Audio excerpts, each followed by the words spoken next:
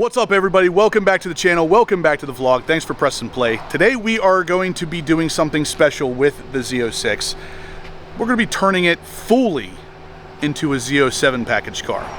Yeah, let's talk about it. All right, guys, so we are lucky enough to have a subscriber here with us today. His name's Sean. He actually has a stock Z07 Z06 car, but he has done something to it that made me start to think. So his mod that he recently did was the Hyperco lowering springs. You can see he's sitting pretty low. And after he lowered it, I was like, hey, is that a Z07 package car? And he said, yeah. And I said, what'd you do with the stock springs? So I think you guys know where I'm going with this. He obviously has the stock Z07 springs, and those are going to be going on my stock Z06, thus completing the cycle for the most part of converting my Z06 to a Z07 package car. So the springs are going to be getting loaded into the Z06, and there's really only one thing left to do after I do that to fully convert it to a Z07 package car. And I still have to confirm that that's even something I have to do, but that would be the mag ride calibration. If I have to do that, I will do that as well. But for now, springs on the Z06. All right, so we got this guy. You guys know him. Look at him. Look at his shirt, though. It's a little less weird than last time, right? And this is Sean. This is the guy who has generously given us his Z07 springs. We're all going to be kind of diving in here. And if you guys have done anything on any car, you know it's better to have more hands than lesser hands. So we're going to be jumping into this, but don't mind the fact that my Z07 spoiler, I almost said Z01 because there was one on there at one point, is off, and my new bumper sitting here may or may not be Z07 related. Never mind that, that will be a future video. But we're going to go ahead and start getting into the struts here. The first step is to remove all the stuff in the frunk so we can gain access to the top strut mounts, get those bolts loosened. Then we're going to get this car up in the air and we're going to get into it. And before you guys go crazy with, Justin, why would you do this? It's so much freaking work. It is a lot of work, but there is also another reason why I'm doing it, and it's because I'm getting kind of a weird squeaking sound from the front end, and I want to inspect what's going on. I've already checked the struts and everything. They're not leaking, nothing crazy like that, but there is a squeak when going over bumps. And you can actually hear that in the car as well, so not a great thing.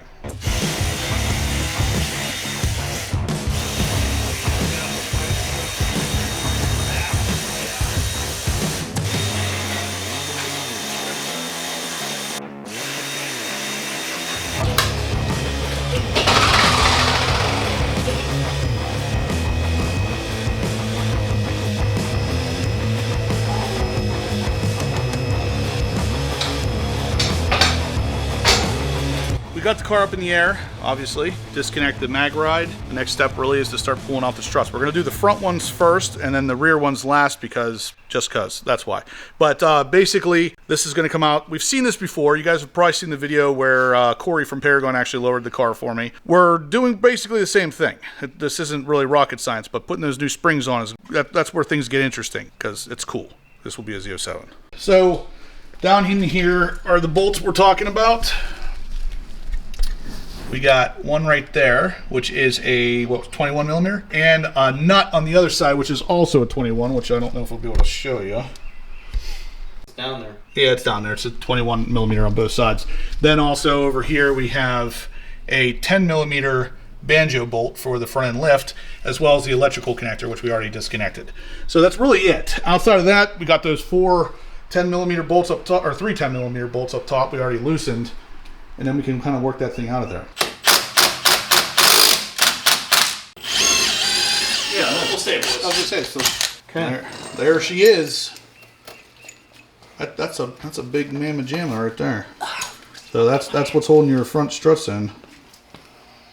So now 10 millimeter bolt for the banjo. Yep. That is connected to your front end lift, which I showed you earlier. Now this is going to leak some fluid, of course, so be prepared for that. That's not 10, that's an 11. We're going to have to correct ourselves. I think this banjo bolt down here I was telling you guys about is not a 10 millimeter. That's an 11.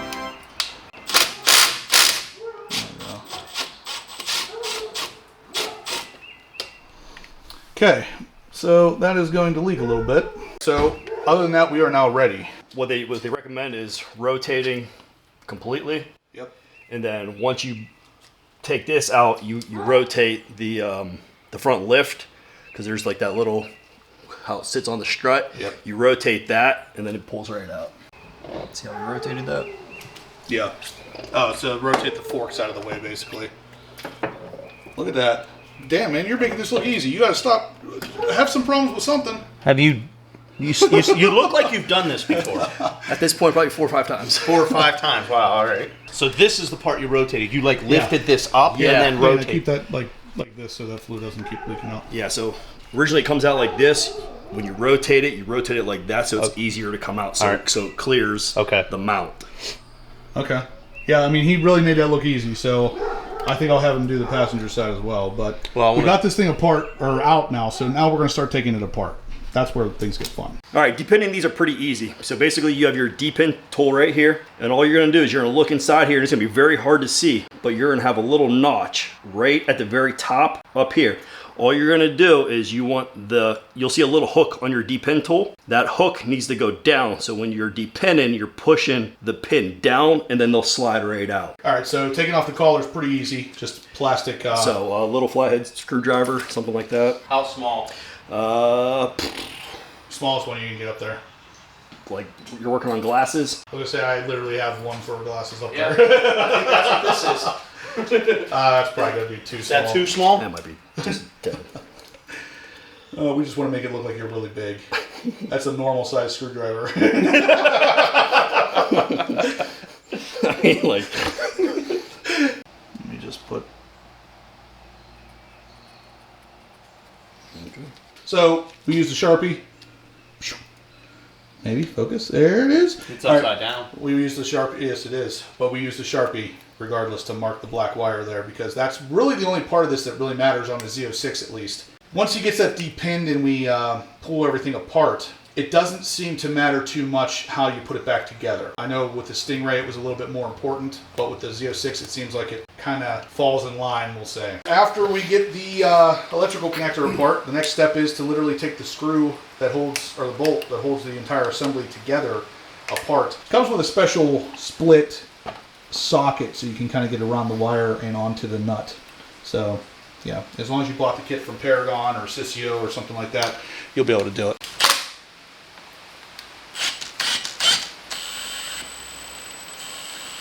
Push down the top hat, Dana. Yeah. I'm the new spring compressor. Look at me. I'm the spring compressor now. All right, you're good. So we'll take all this thing apart, and then we're going to get those Z07 springs on there.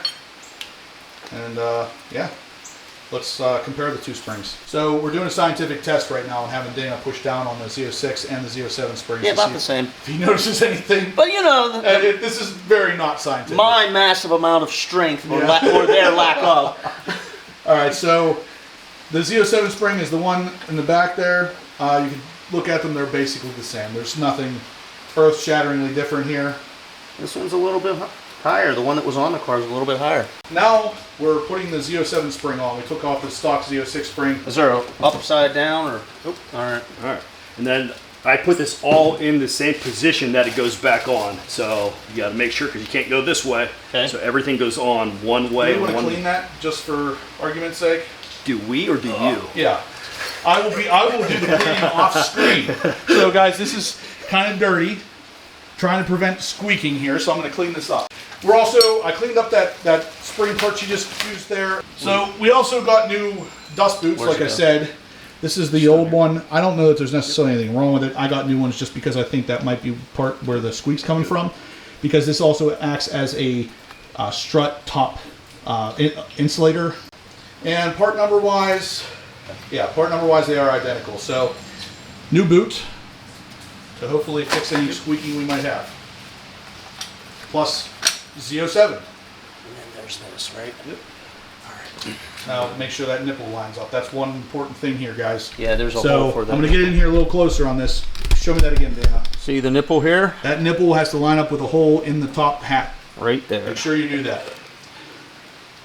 And then push everything down and put the nut back on. All right, you're good to let go. Yeah, so guys, you want to go slow with the impact because of that wire. You don't want to slap it around too much or else that wire might get damaged. All right, so that is one side done, guys.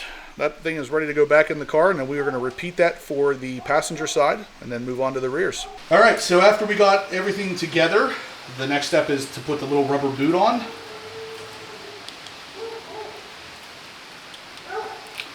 Once that's on, we are now ready to repin this thing. So, Sean, talk us through how to do that. All right, so we marked which side was which side. So, Sharpie black, black, black, black, down, push until you feel it click. Tug. Good. Same this side. Pin down. Push until you feel it click. And then the next part, the little plastic thing on the back, it's kind of a retainer for the wires, literally just snaps into place. Just make sure your wires are out of the way. All right, guys, so we got the front completely done, and what we found was actually the dust boot here. You can see that little nipple was completely crushed. It wasn't in the appropriate hole. So that's kind of where the squeaking was coming from, I think. But we got the Z07 springs in the front. Everything pretty much buttoned back up, ready to go in the front.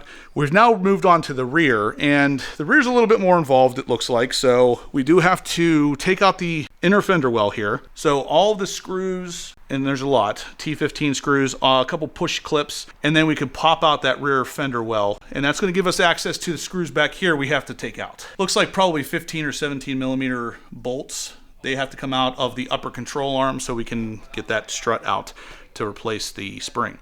So a little bit more involved, but probably at the end of the day, probably a little easier, even though it is involved. I would say it looks like it might be a little bit easier to pop that out of there. So I'll film what I can as far as getting that out, but ultimately we are on to the rear, so there you go. 10 millimeter bolt to remove that bracket right there. That bracket is partially covering up one of the bolts of the upper control arm we have to get to. Now, one thing to remember, once this bolt comes out, is it just one bolt? Three. 3 bolts that hold it on. Then we can get access to the upper control arm bolts, which are either 15 or 17. We'll clarify in a second. Keep in mind, there are shims behind there. Those shims only come out if you want to run a track alignment. So if you're not going to do any kind of tracking, make sure those shims go back in the same way they come out. Okay, so now you can see you got access to all 4 bolts up there, and those are going to come off next. Now that box, just like Sean was saying, is like pretty much useless. No, it does have a use. You see the clip? Turn it over. See the clip? That's where one of the screws one of the screws for the fender shield, which I highly doubt is going to be a problem if you didn't put that one screw back in. But whatever, it is what it is. GM doesn't just put stuff there for no reason, so I assume there's a reason for that. But next, we're going to take those screws out and start removal of the actual upper control arm.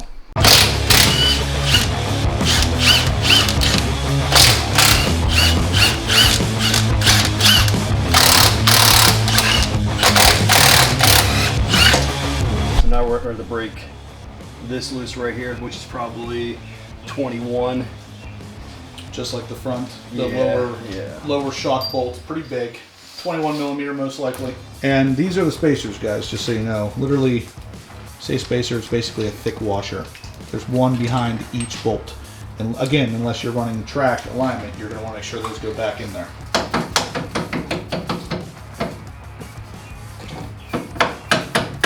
So in the engine bay, we have to remove these bolts up here, but obviously mine's covered with carbon fiber because, you know, I have a sickness. But basically, in order to do this connector right here, you have to remove this Christmas tree connector off of it. So to do that, you basically just need a little screwdriver, kind of pry up the end here, and you can push the Christmas tree connector out.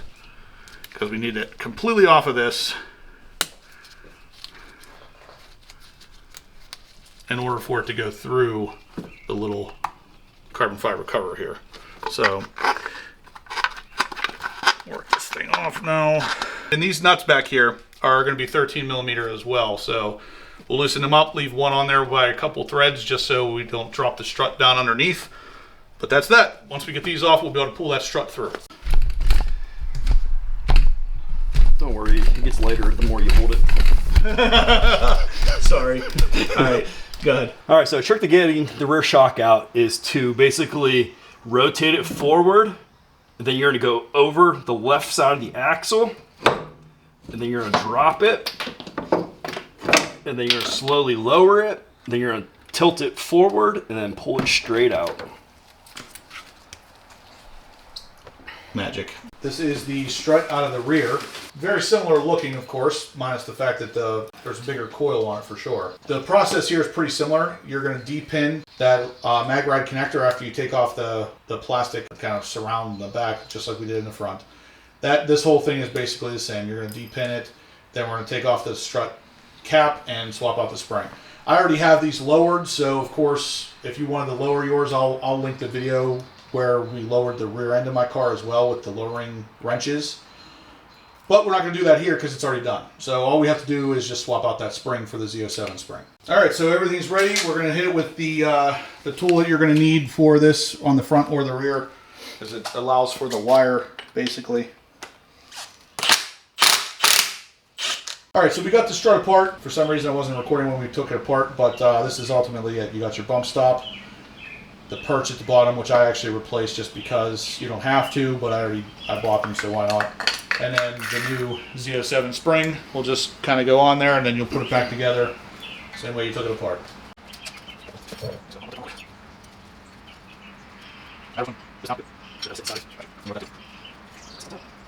And then again, even the back side has like a little rubber nipple here. Make sure that goes into the appropriate hole on the top plate. It's got to go into that hole right there. So just like that.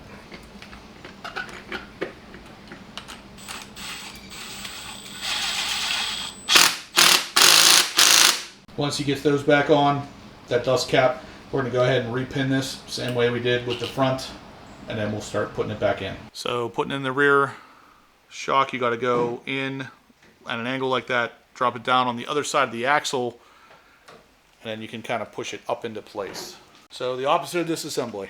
All right, guys, so I got the wheels back on the car. I got it lowered to the ground, and we kind of had to do that because it's not a good idea to tighten down the top strut mount bolts while the car's in the air, apparently. I've read online a couple different places that it should be on the ground when you tighten all those down. So we put all the wheels back on, I lowered it at the ground, I tightened everything up, and that's that. This is now a Z07 car minus the mag ride calibration, which will be coming in the future.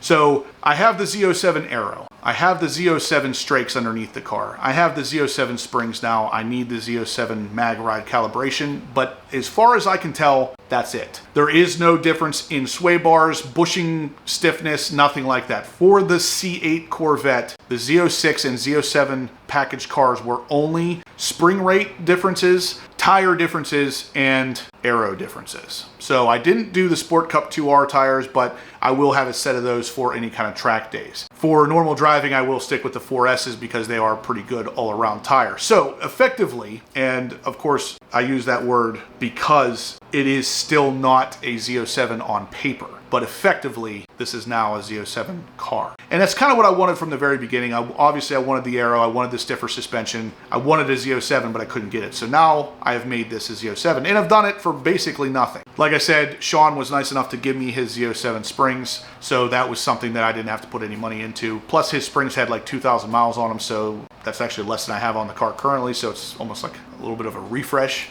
So again, the Z07 package car for the C8 generation had the same shocks, same sway bars, the same bushings, all that stuff. The only difference was the spring itself. So yeah, that's it. So with the wheels on, the car lowered down, everything tightened up, we are effectively good to go. Now, I'm not going to take this out for a ride in this video. You guys are gonna have to wait for a part 2 to this to see exactly what the difference feels like, because there's a lot of stuff to come with this car. I don't know if you could tell, but the quick jacks are still underneath the car. And because they're under there for 2 more things that are coming. There's 2 more things I need to do to this car that require it to be in the air and the wheels off. So that will be future videos you'll see coming here. But yeah, you might have seen some of the parts in the background to kind of give away what's coming next. But if you haven't, stay tuned. There's 2 more things coming right after this video that are going to be kind of big to the car, kind of something that pretty much all of you guys out there are going to want to know how to do. So yeah, stay tuned for that. But again, guys, big thank you to Sean, big thank you to Dana for all of the assistance with this. This was a bigger project than you would think.